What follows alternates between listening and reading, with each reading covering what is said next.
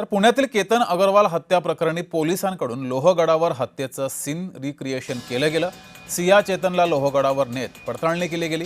घटनाक्रम स्पष्ट करण्यासाठी पोलिसांकडून रिक्रिएशन पंचनामा करण्यात आलाय। आरोपींनी किल्ल्यावर जाण्यासाठी कोणता मार्ग वापरला आणि कथित कट कसा रचला याची प्रत्यक्ष पडताळणी केली गेली।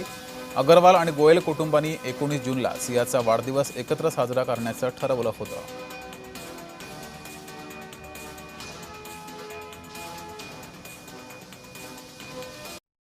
देखिए, लोहगढ़ किले के ऊपर जहाँ पे वो घटना हुई थी, उस घटना पे एक डमी सीन क्रिएट करके वहाँ पे एक्यूज को ले जाया गया है। किस रूट से जाके कहाँ बैठे और क्या क्या प्रोसेस घड़ी और घटना कैसे घड़ी उसको रिक्रिएट किया गया है, उसमें एक्यूज ने बता दिया है।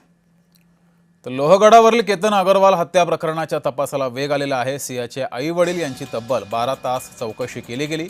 सियाचा भाऊ साहिल गोयलची याआधीच 10 तास चौकशी केली गेली आहे। चौकशीअंती काही महत्त्वाचे खुलासे पोलिसांच्या हाती लागण्याची शक्यता आहे।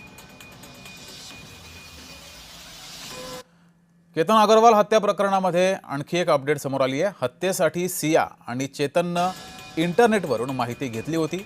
दरीत ढकलल्यावर अपघात कसा वाटेल, पोलिसांपासून बचाव कसा करायचा, केतनला विष देऊन ठार करता येईल का, हत्येच्या कटासाठी या सर्व माहितीसाठी इंटरनेटची मदत घेतली होती।